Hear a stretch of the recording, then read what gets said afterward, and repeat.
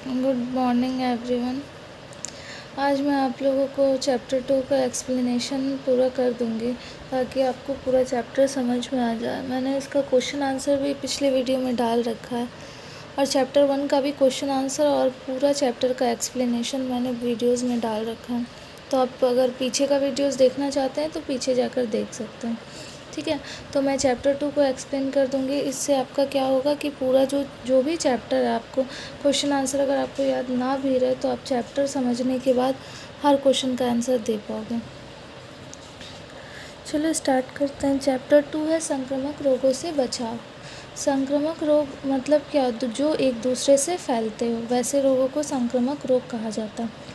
परिचय विकसित देशों में जहाँ पोषक अवस्थाएं तथा पर्यावरणीय स्वस्थताएं बेहतर हो चुकी है, वहाँ स्वतः उत्पन्न होने वाले रोग कम हो चुके, जैसे पीला बुखार, जापान से उत्पन्न होने वाले संक्रमक, प्रदूषित जल के द्वारा होने वाले संक्रमक जैसे हैजा, टाइफाइड तथा कुछ व्यक्तियों से व्यक्ति से स्थानांतरित होने वाले संक्रमक जैसे क्षय रोग। ऐसे रोग के लिए वैक्सीन या टीके की आवश्यकता इन देशों में बहुत अधिक घट चुकी है। दूसरी ओर सामान्यतः बाल्यावस्था में होने वाले संक्रमण जैसे पोलियो, गलसुआ आदि को सिर्फ प्रतिरोधक उपायों द्वारा ही रोका जा सकता है। इसके अंतर्गत दिया गया है कि पहले के समय में जो भी पीला बुखार, प्रदूषण, हैजा, टाइफाइड, इन सब के लिए कोई भी सुई नहीं दिया जाता था, लेकिन आज के समय में जन्म से ही बच्चे को हर तरह का सुई दे दिया जाता है, जिससे आगे चल के उन्हें इस तरह की कोई भी बीमारी का सामना ना करना पड़े। उसके बाद है अस्वच्छ वातावरण में रोग के जीवाणु तथा विषाणु पनपते हैं, मानव जीवन में प्रविष्ट होकर रोग का कारण बनते। जब तक वातावरण स्वच्छ नहीं होगा तब तक आदमी रोग मुक्त नहीं हो सकता है। इसलिए वातावरण का स्वच्छ होना, आसपास की सफाई रखना, ये सब हमारा सबसे पहला कर्तव्य है। इसी के तहत हम रोगाणु रहित समाज में रह पाएंगे। रोग सामान्यतः दो प्रकार के होते हैं, एक संक्रामक होते हैं, एक असंक्रामक होते हैं। संक्रामक रोग उसे कहते हैं जो किसी के छूने से फैलता है, जैसे अभी कोविड आया था। कोविड क्या था? एक संक्रामक रोग था जो एक दूसरे के संपर्क में आने से फैले, वैसे रोगों को संक्रामक रोग कहते हैं। और असंक्रामक रोग जो एक दूसरे के संपर्क में आने से भी ना फैले। छोटे वर्ड्स में आप ऐसे याद रख सकते हैं, संक्रामक रोग वो होता है जो किसी के दूसरे के संपर्क में आने से हो, और असंक्रामक रोग वो होता है जो संपर्क में आने से ना हो। ठीक है, संक्रामक रोग शरीर में जीवाणु और विषाणु के रूप में प्रवेश करते हैं और तीव्र गति से वृद्धि करते हैं। ऐसे रोग जो होते हैं वो बहुत तीव्र गति से वृद्धि करते हैं। प्रमुखतः इनके सामान्य लक्षण, इनके कुछ लक्षण हैं वो इस तरह है जो हम देख के समझ पाएंगे कि संक्रामक रोग किस तरह से फैलते हैं, और हम ऐसा लक्षण अगर किसी में दिखे तो हम ये भी समझ जाएंगे कि उसे किसी तरह का संक्रामक रोग है। पहला है संक्रामक रोग अस्वस्थ वातावरण में रहने के कारण और संक्रमित व्यक्ति के संपर्क में आने के कारण होता है। पहले ही बता दिया मैंने कि संक्रामक रोग किसी संक्रमित व्यक्ति के संपर्क में आने से संक्रामक रोग होता है। ठीक है, तो इसमें भी यही बोला है, रोग और अस्वस्थ वातावरण में रहने से संक्रामक रोग हम लोगों में फैलता है। दूसरा, प्रत्येक संक्रामक रोग की एक निश्चित अवधि होती है और उस अवधि के बाद वो अपने आप ही समाप्त हो जाता है। कोई बुखार ले लो, कोविड ले लो, कुछ भी ऐसा कुछ भी जो रोग होता है वो एक निश्चित समय होने के बाद फिर वो ख़त्म हो जाता है। अधिकांश संक्रामक रोग एक शरीर पर एक ही बार क्रियाशील होते हैं, क्योंकि संक्रामक रोगों से ग्रसित व्यक्ति स्वतः अधिकांश संक्रामक रोग एक ही बार क्रियाशील संक्रामक रोग क्या होता है? एक ही बार क्रियाशील होते हैं, और जब उस रोगी व्यक्ति का रोग प्रतिरोधक क्षमता जो होता है खुद ही वो उत्पन्न करके उस रोग से लड़के वो शरीर से हट जाता है। कुछ वैसे होते हैं, बहुत सारे जो भयानक संक्रामक रोग हैं उनके लिए ये बात सही नहीं है, बट जो कुछ होते हैं इधर उधर, जैसे नॉर्मल सर्दी खांसी हमें होता है, वो खुद ही ठीक हो जाता है। तो उसके लिए है, सभी के लिए आप मत समझ लेना कि किसी भी संक्रामक रोग के लिए है, ऐसा नहीं है। ये कुछ जो ऐसे संक्रामक रोग होते हैं जो कि खुद ही ठीक हो जाते हैं। उसके बाद रोग की संप्रति अथवा उद्भव काल। यह अवस्था संक्रामक रोग की प्रथम अवस्था। इस अवस्था में रोगाणु शरीर में प्रवेश करते हैं और शीघ्रता से वृद्धि करते हैं। इसमें रोग के लक्षण दिखाई नहीं पड़ते। संक्रामक रोग ये इस तरह का रोग है जिसमें कि रोग के लक्षण दिखाई नहीं पड़ते, लेकिन अंदर से वो रोग आपके शरीर में प्रवेश हो चुका है। संक्रामक रोगाणु के व्यक्ति के शरीर में प्रवेश होने से लेकर रोग के लक्षणों के प्रकट होने तक की अवधि को समप्राप्ति काल कहा जाता है। प्रत्येक संक्रामक रोग का समप्राप्ति काल पृथक होता है। जैसे पहले ही ऊपर बताया गया है कि संक्रामक रोग का क्या होता है, समाप्ति का काल अलग अलग होता है। ये एक के लिए हम नहीं कह सकते कि एक अगर 5 दिन में संक्रामक रोग ख़त्म हो गया तो अगला रोग भी 5 दिन में ही ख़त्म हो जाए, ऐसा कोई ज़रूरी नहीं है। सबका समय काल अलग अलग होता है। संक्रामक अथवा संक्रामक काल, यह अवस्था संक्रामक रोग की द्वितीय अवस्था है। ये पहली अवस्था है और ये द्वितीय अवस्था है। इस अवस्था में रोगों के प्रत्यक्ष लक्षण दिखलाई देने के बाद रोग को फैलने की क्षमता रखता है। ये लक्षण दिखाई देता है और फिर ये धीरे धीरे फैलता है। अतः यह काल जिसमें संक्रामक रोग से ग्रसित व्यक्ति स्वस्थ व्यक्ति के में संक्रामक रोग फैलाने की क्षमता रखता है, संक्रामक काल कहलाता है। संक्रामक काल है कि जो फैलाने का क्षमता रखता है उसे ही संक्रामक काल कहते हैं। स्वस्थ तथा रोगों का क्या अर्थ होता है, ये एक लॉन्ग में भी आ सकता है, शॉर्ट में भी आ सकता है, इसलिए इसको समझ लीजिए।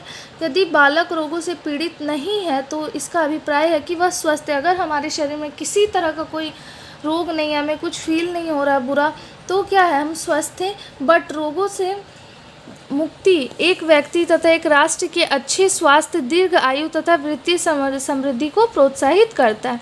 अगला है स्वास्थ्य। स्वास्थ्य क्या है, एक शॉर्ट में भी आ सकता है।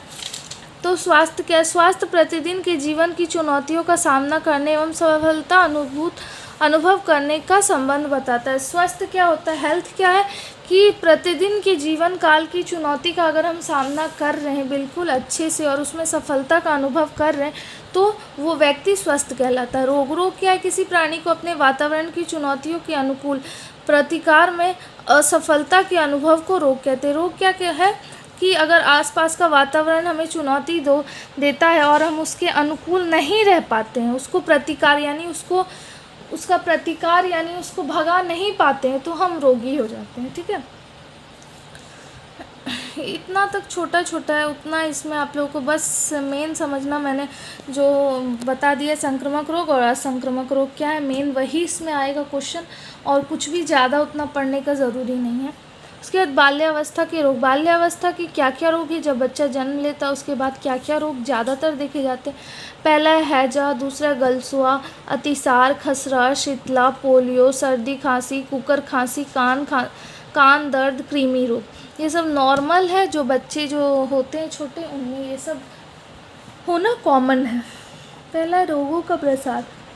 रोगों के प्रसार 2 प्रकार से होता है। पहला संक्रामक रोग, इन रोगों को संक्रामक रोग कहा जाता है। यह रोग एक व्यक्ति से दूसरे में फैलता है। ठीक है, दूसरा क्या है, संक्रामक रोग के 3 घटक होते हैं। इसके भी 3 घटक है। पहला होस्ट, प्रतिनिधि और माध्यम। होस्ट, जिस बालक को रोग होता है उसे होस्ट कहते हैं, यानी वो जो मेन आदमी जो रोगी है उसी को होस्ट कहेंगे। दूसरा है प्रतिनिधि। संक्रामक रोग प्रतिनिधियों के द्वारा होता है। जीवाणु, विषाणु तथा कृमि, सूक्ष्म कीटाणु होते हैं जिससे संक्रामक रोग। प्रतिनिधि मतलब एक वर्ड में समझो, प्रतिनिधि जिसके कारण कोई भी रोग फैलता है उसे प्रतिनिधि कहते हैं। लाइक कृमि, जीवाणु, विषाणु, कुछ भी, ये सब क्या है, प्रतिनिधि यानी एजेंट्स। दूसरा है माध्यम। माध्यम किस तरह से फैलता है बीमारी, वो माध्यम कहलाता है। वायु, जल, भोजन, कीड़ों का काटना संक्रामक रोग के माध्यम। मेन माध्यम यही होता है, वायु, जल, भोजन, कोई कीड़ा अगर काट लिया तो ये सब होते हैं माध्यम जिसके द्वारा दूसरे व्यक्ति में भी रोग फैलता है।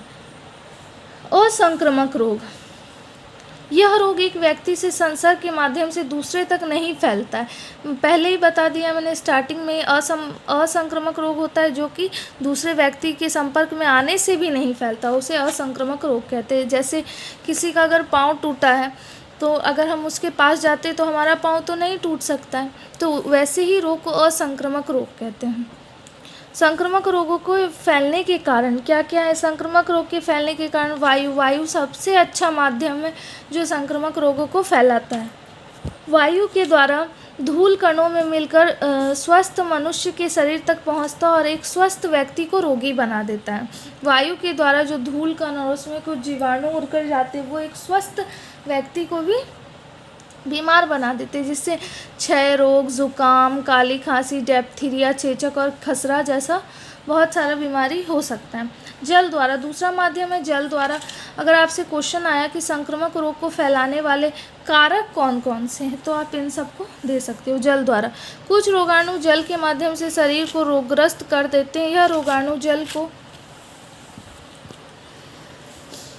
प्रदूषित करते हैं और पीने वाले व्यक्ति के अंदर जैसे ये प्रदूषित जल पीने वाले व्यक्ति के शरीर में जाता है तो इसे अतिसार, हैजा, टाइफाइड, पीलिया जैसा भयंकर बीमारी हो जाता है। तीसरा कारण है भोजन। भोजन के कारण भी हम क्या होते हैं, बीमार होते हैं।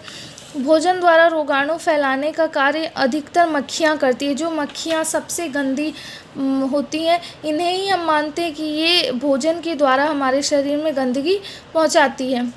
उसके बाद है संपर्क द्वारा। किसी व्यक्ति के संपर्क में आने से भी फैलता है, जैसे कुछ रोगाणु जैसे दाँत, खाज, खुजली, आँख दुखना, प्रजनन संबंधी रोग। इन सब रोग के कारण क्या होता है, जब दूसरे के संपर्क में हम आते हैं तो हम भी उसके द्वारा रोगी कर दिए जाते हैं। दूसरा है कीड़ों द्वारा। कुछ कीड़े ऐसे होते हैं जिसके द्वारा हम बीमार हो जाते हैं, जैसे मच्छर।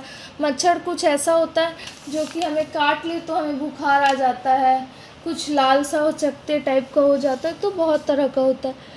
दूसरा है जू। जू भी अगर एक के सर में जू है तो सभी के सर में जू होगा। इस प्रकार प्लेग, डेंगू और मलेरिया जैसा बीमारी इन सब के कारण होता है। अन्य और इसके अतिरिक्त मिट्टी, जीव एवं विषाणु माध्यम से कई प्रकार से रोग फैलते हैं, जो कि और इसके अलावा जो अन्य होता है उससे भी रोग फैलता है। संक्रामक रोगों पर नियंत्रण और रोकथाम। हम इसका पूछ सकता है कि संक्रामक रोगों का रोकथाम, ये दोनों क्वेश्चन साथ में ही अगर बना दे कि संक्रामक रोग फैलने के कारण और उसका रोकथाम दोनों बताना है, तो रोग फैलने का कारण आप ये 5-6 कारण दे तो दूसरा हो जाएगा। इसका रोकथाम आप कैसे करो, तो इसका रोकथाम है अच्छा भोजन, पर्यावरण की शुद्धता, रोग प्रतिरोधक क्षमता या टीकाकरण। टीकाकरण करवाने से इन सब रोगों से बचा जा सकता है। उसके बाद यहाँ देख लो, ये चार्ट एक दिया हुआ है, संक्रामक रोग और प्रतिरोधक क्षमता की विवेचना। रोग का नाम, यहाँ बहुत सारे रोगों का, इसमें से कुछ कुछ रोग दे सकता हो ऑब्जेक्टिव में, जैसे खसरा। खसरा में हमें क्या करना है, पेचिस कैसे होता है, पोलियो कैसे होता है, तो ये चार्ट है सभी का। जैसे रोग फैलने का माध्यम क्या है, रोग नियंत्रण विधि क्या है, तो इसको हल्का सा आप देख लो।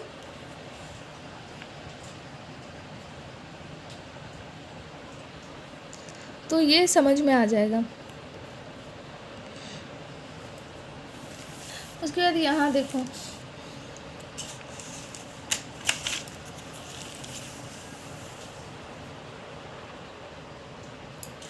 यहाँ विभिन्न रोग एवं उनके संक्षिप्त वर्णन दिए गए हैं। जो जो रोग होते हैं, पहला है क्षय रोग, फिर है डिप्थीरिया, काली खांसी, टेटनस, पोलियो, खसरा, हैजा, अतिसार। रोगाणु का नाम, यहाँ ये पूछ सकता है कि क्षय रोग के रोगाणु का क्या नाम है, ट्यूबरक्ल बेलिसस। तो इस तरह से आप इसको थोड़ा बहुत याद कर सकते हैं। डिप्थीरिया का क्या है, काली खांसी का क्या है, पोलियो का मेन आता है, इम्पॉर्टेंट है पोलियो का, तो आप इसको पढ़ लेना। पोलियो का विषाणु है। खसरा का जो मेन है, जैसे पोलियो का ज़्यादा आ सकता है, फिर खसरा का, फिर हैजा का, अतिसार का, ये थोड़ा थोड़ा पढ़ लो। और इसका रोग का संक्रमण जो है वो किस तरह से होता है वो भी यहाँ है, और रोग के लक्षण भी दिए हुए, ये थोड़ा थोड़ा आप पढ़ लोगे तो इससे समझ में आ जाएगा। वैसे अभी पीछे है तो मैं एक्सप्लेन भी कर देती हूँ। आप ये चार्ट देख लो, इसका स्क्रीनशॉट भी करके रख सकते हो ताकि आपको कोई प्रॉब्लम ना हो। अगर आपको वीडियो अच्छी लग रही है तो प्लीज़ वीडियो को लाइक करके जाइए, चैनल को सब्सक्राइब करिए। चलिए अब आगे बढ़ते हैं हम। रोध क्षमता क्या है, इसके बाद एक क्वेश्चन इम्पॉर्टेंट है, आया भी है, रोध क्षमता क्या होता है।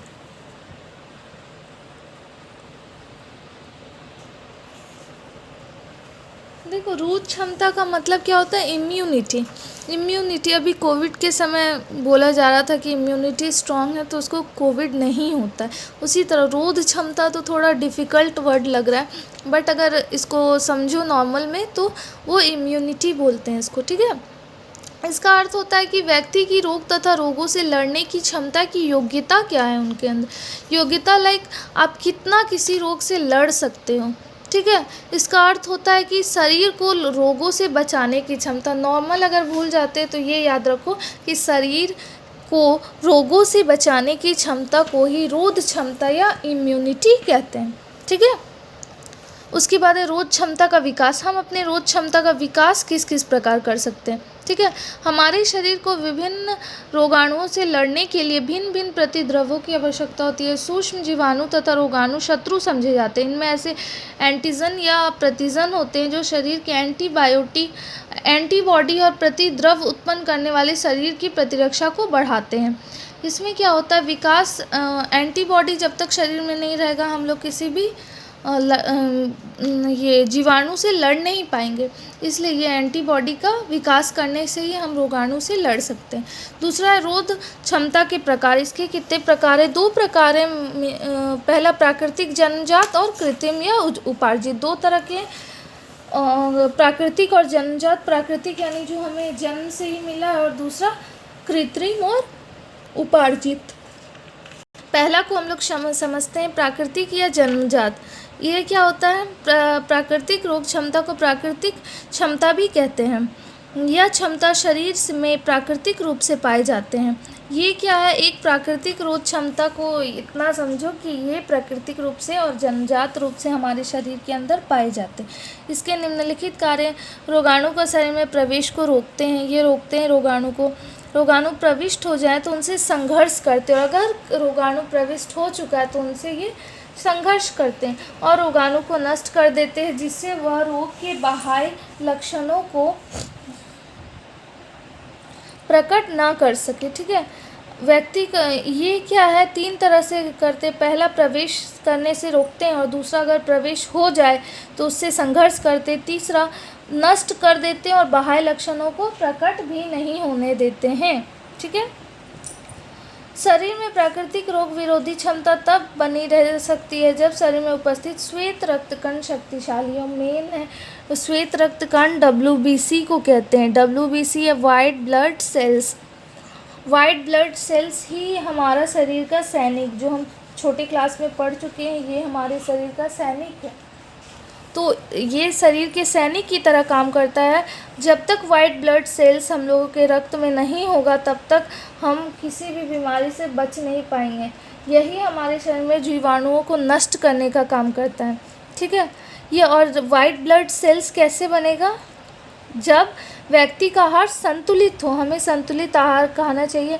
बाहर का इधर उधर जंक फूड ये वगैरह कोल्ड ड्रिंक्स ये सब नहीं पीना चाहिए। दूसरा है उसके जन्म के तत्काल बाद कोलेस्ट्रॉल तथा माता का दूध। और दूसरा WBC बनने का कारण है जन्म के तत्काल बाद जो पहला दूध आता है माँ का, ये मैंने फर्स्ट चैप्टर में ऑलरेडी समझा रखा है कोलेस्ट्रॉल क्या है।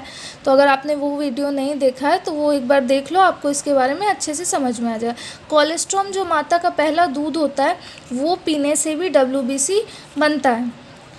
प्रसव के तत्काल बाद 24 से 48 घंटों के अंदर माता के स्तनों से दूध आने लगता है, परंतु आरंभ के 2-3 दिनों तक रक्तों में गाढ़ा पीले रंग का द्रव्य पदार्थ निकलता है। इसे कोलेस्ट्रॉल कहते हैं। ये जो 24 से 48 घंटा के अंदर दूध आता है, परंतु 2-3 दिन तक जो गाढ़ा पीला रंग का द्रव निकलता है उसी को कोलेस्ट्रॉल बोलते हैं। ये दूध में सबसे ज़्यादा प्रोटीन, विटामिन तथा प्रतिरोधक तत्वों की अधिकता मानी जाती है। ये दूध बच्चे को ज़रूर से ज़रूर पिलाना चाहिए। यह कोलेस्ट्रॉल 10 मिलीमीटर से 40 मिलीमीटर की मात्रा तक ही निकलता है। ये मैक्सिमम 2 से 3 दिन ही निकलता है, और ये 10 मिलीलीटर से लेकर 40 मिलीलीटर की मात्रा तक ही निकलता है। इसकी रोग प्रतिरोधक क्षमता के द्वारा पाचक रसों का निर्माण होता है, जो बच्चों को कई बीमारियों से, और यही दूध जो होता है बच्चों को जीवन भर कई तरह की बीमारियों से बचा कर रखता है। अगला है फिर टीकाकरण द्वारा विभिन्न संक्रामक रोगों को प्रतिरक्षक दवाइयों शरीर में टीके के माध्यम से प्रविष्ट कराई जाती है। यह दीर्घकाल तक बनाए रखने के लिए बूस्टर खुराक भी दिया, और ये काफ़ी दिन तक बनाए रखने के लिए बूस्टर खुराक के रूप में भी दिया जाता है, ठीक है। तो एक टीकाकरण द्वारा हम अपना इम्यूनिटी को सही कर सकते हैं, और दूसरा क्या है प्राकृतिक रूप से ही हमारा होता है। उसके बाद है प्रतिरक्षक अनुसूची। शैशवावस्था में खतरनाक रोगों से पूर्ण बचाव के लिए हम बच्चों के लिए प्रतिरक्षा तालिका बनानी चाहिए। आइए एक एक करके हम देखते हैं। तो प्रतिरक्षण अनुसूची को हम नेक्स्ट वीडियो में अच्छे से समझेंगे। तब तक क्योंकि वीडियो बहुत ज़्यादा लंबा हो गया तो अब दूसरा मैं सेकंड पार्ट लेके आऊँगी, तो आप उसको देख लेना। तब तक अगर ये वाला आपको वीडियो पसंद आया हो तो इसको लाइक करिए, शेयर करिए, चैनल को सब्सक्राइब करिए। और हाँ, नेक्स्ट पार्ट इसका ज़रूर देखिए क्योंकि उसमें मैं सारा कुछ बता दूंगी और साथ साथ में क्वेश्चंस भी दे दूंगी, जो कि आपको अगर एक्स्ट्रा कुछ लगता है कि इसमें से लिखना चाहिए तो आप इसमें से भी स्क्रीनशॉट लेके बुक से भी लिख सकते हो और साथ साथ में उस क्वेश्चन को भी खुद ही पढ़ सकते हो। ठीक है, टाटा बाय बाय।